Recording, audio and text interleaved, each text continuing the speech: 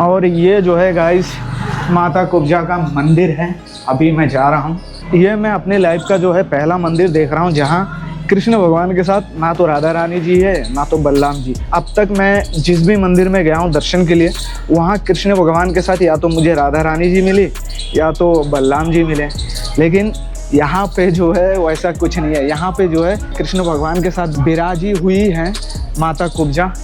मंदिर काफ़ी छोटा है, ज़्यादा बड़ा नहीं है। ये देख सकते हैं, यहाँ चित्र के माध्यम से भी बनाया हुआ है। अभी हमारे देश का जो राष्ट्रपति थे वो भी कुछ दिन पहले यहाँ आके गई है इस मंदिर में।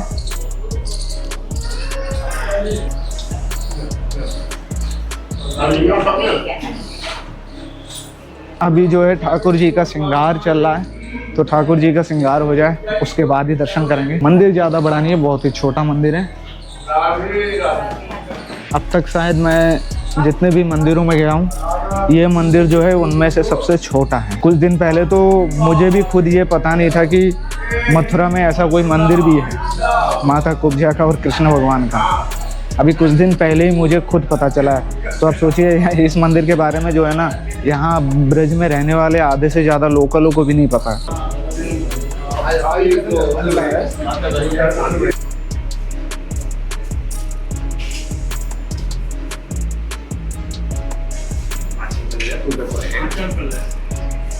महाराज जी थोड़ा मंदिर के बारे में बताइए, मंदिर का महत्व। यह मंदिर द्वापर युग का है। भगवान कृष्ण बलराम को मथुरा से मामा कंस ने न्योता भेजा था, तो कंस मामा की न्योती पर भगवान मथुरा आए हैं। दोनों अक्रूर जी के रथ पर यहाँ आए हैं। अक्रूर जी का मंदिर यहाँ पीछे है। तो रथ से भगवान उतरे हैं, तो यहाँ कुब्जा जी की झोंपड़ी थी, तो सबसे पहले वो कुब्जा जी की झोंपड़ी में आए। तो कुब्जा जी बोली हैं, तो भगवान बोले मैं अभी कंस मामा के न्योता भेजा है, मैं तो पहले वहाँ जा रहा हूँ, आकर के तुझको बाधा करके जाता हूँ, यानी मैं आऊँगा। तो भगवान सीधे कंस का अखाड़ा गई है। वहाँ जाकर के वहीं रखा हुआ है, वहाँ जाकर के कंस मामा को मारा है। मार करके यहाँ से विश्राम घाट ले गए। विश्राम घाट ले जाकर भगवान ने मामा कंस को मारकर विश्राम लिया है, तो उसका नाम विश्राम घाट पड़ा। वहाँ से भगवान कृष्ण बलराम यहाँ लौटे हैं। तो लौट के मैं दाऊ जी ने पूछा कहाँ चल रहे हो, तो बोले मैं तो कुब्जा जी से वादा कर आया हूँ, मुझको तो वहाँ जाना है। तो कृष्ण बलराम दोनों आए हैं, तो दोनों में आपस में बहस हो गई है कि कंस को मैंने मारा, कंस को मैंने मारा। दोनों भाई इस बात को कहने लगे। इतने में शंकर जी प्रकट हो गए हैं। शंकर जी प्रकट होके बोलने लगे रंग है, रंग है, रंग है। दोनों भाइयों का रंग है। एक ने छल से मारा और एक ने बल से मारा। तो भगवान पूछने लगे शंकर जी से, किसने छल से मारा, किसने बल से मारा? तो बोले कृष्ण ने छल से मारा, कृष्ण ने छल से मारा, बलदाऊ ने बल से मारा। रंग है, रंग है, दोनों भाइयों का रंग है। तो रंगेश्वर भगवान यहाँ प्रकट हुए, शंकर जी रंगेश्वर। तो कृष्ण बलराम दोनों भाई यहाँ कुब्जा जी की झोंपड़ी पर आए हैं।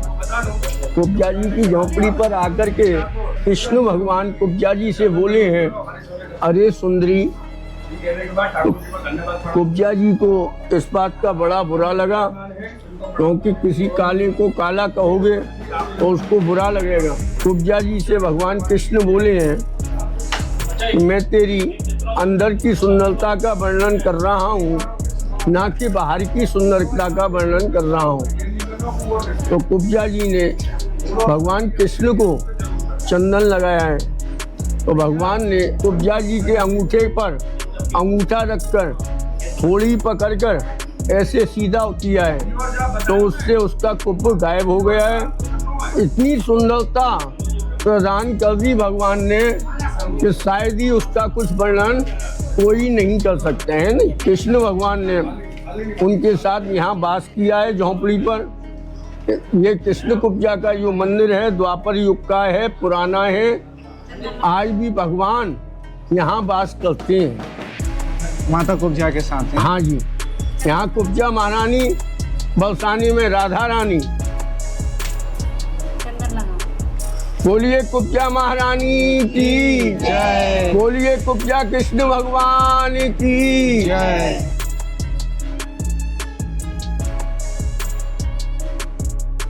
आकर जो है मुझे बहुत ही अच्छा लगा। मंदिर भले ही छोटा है लेकिन बाकी सारी चीज़ें जो है ना दूसरी जगह से बहुत ज़्यादा है, बहुत ही अच्छा फील हुआ है। कहते हैं जिसको भी स्किन का प्रॉब्लम है वो अगर यहाँ पर आए, दर्शन करे और यहाँ पे जो पुजारी जी हैं उनसे अगर बातचीत करे तो उनका जो है स्किन का जो प्रॉब्लम होता है ना वो जड़ से हमेशा के लिए सही हो जाता है। तो अगर आपको स्किन का भी कोई प्रॉब्लम है तो आप यहाँ पर ज़रूर आइए माता कुब्जा का दर्शन करने के लिए।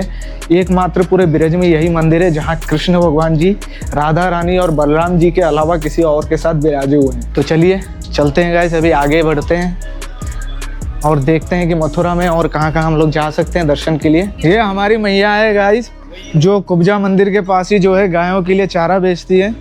अगर आप लोग आते हैं यहाँ माता कुब्जा का दर्शन करने के लिए तो यहाँ पर इस माता जी से भी एक बार ज़रूर चारा खरीदे और गायों को खिलाए। इधर ही जो है ना मैं अभी अखरोट जी का मंदिर ढूंढ रहा हूँ, यहीं पर है अखरोट जी का मंदिर।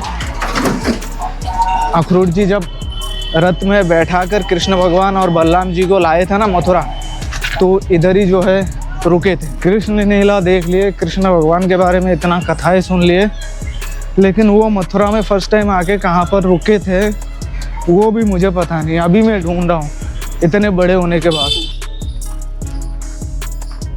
भैया अखरोट जी का मंदिर कहाँ पे? इधर इधर। ठीक है ठीक है।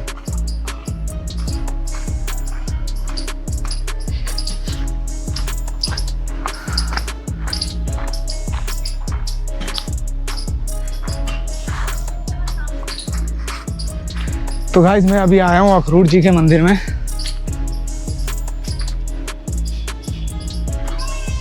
यही है भैया अखरोट जी का मंदिर।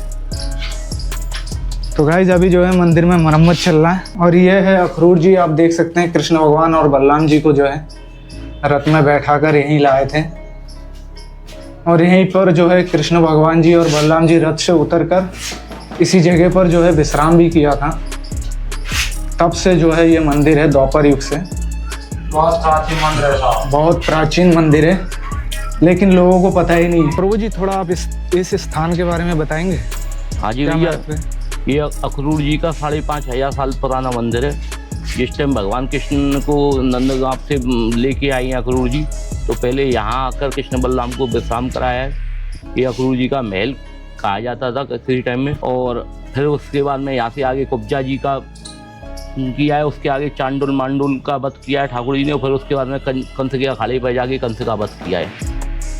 तो सबसे पहले कृष्ण भगवान जब पहली बार मथुरा आए थे तो यहीं पर आई है। यहीं पर आए। अखरोट जी कृष्ण भगवान के कुछ तो लगते थे ना रिश्ते में? रिश्ते में भी लगते थे पर मैं तो अखरोट जी भगवान के भक्त थे।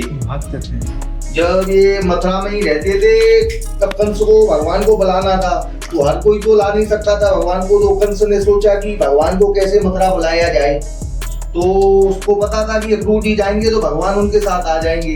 तो अखरोट जी नंदगांव भगवान को लेने गए हैं। तो अखरोट भगवान को जब वो भगवान को ले आए हैं रथ में, तो अखरोट जी को भी डर लग रहा था कि ये छोटे छोटे बालक हैं, ये बलराम जी हैं, ये कृष्ण भगवान है। तो उनको लग रहा था ये राक्षस है, इन छोटे छोटे भगवानों को मार देगा, बालकों को, ये मुझको तो बहुत बड़ा पाप लगेगा। तब अखरोट जी को शांति देने के लिए भगवान बोले कि काका जी आप थोड़ा यमुना स्नान कर लो। तो अखरोट जी ने रथ लगा के जब स्नान करने गए हैं तो पहली डुबकी जब ली अखरोट जी ने तो उनको नीचे साक्षात कृष्ण बलदेव दोनों भगवान के स्वरूप में दिखे हैं। तो वो फिर बाहर बहरा के निकले कि ये तो ऊपर है, वो रथ में बैठे हैं। तब उनको ज्ञान हुआ है कि ये कोई बालक नहीं है, ये साक्षात परम परमेश्वर है और ये कंस का उद्धार कर देंगे। फिर भगवान ने अखरोट जी को उपदेश दिया है, उनका उद्धार किया है, उनको शांति दी है। तब से यही प्राचीन स्थान है। अखरोट जी पहले भगवान को यही इसी स्थान पर लाए। इसी स्थान पर लाए। ये बहुत प्राचीन स्थान है भैया। एक तरह से कंस मामा ने यानी चाल चलाया था, कृष्ण चाल चला था भगवान को बुलाने के लिए। लिए। पर भगवान को तो कोई ना कोई लीला रचनी थी, तो वो अखरोट जी के माध्यम से पहले मथुरा आई है, फिर उन्होंने यहाँ आगे पहले यहाँ के विश्राम किया है अक्रूर जी को उपदेश दिया है। फिर आगे गए हैं, कुब्जा को उतारा है, कुब्जा जी का मंदिर है। फिर उससे आगे कुबीलिया पीर को मारा है। फिर वो कंस अखाड़ा है। ये इस पूरी रंगभूमि है, पूरी रंगभूमि। आगे हुई रंगेश्वर भगवान है, उन्होंने उन दोनों भाइयों का कराया है कि मारने के बाद कृष्ण भगवान, बलराम भी कह रही है मैंने मारा, कृष्ण भगवान कह रही है मैंने मारा।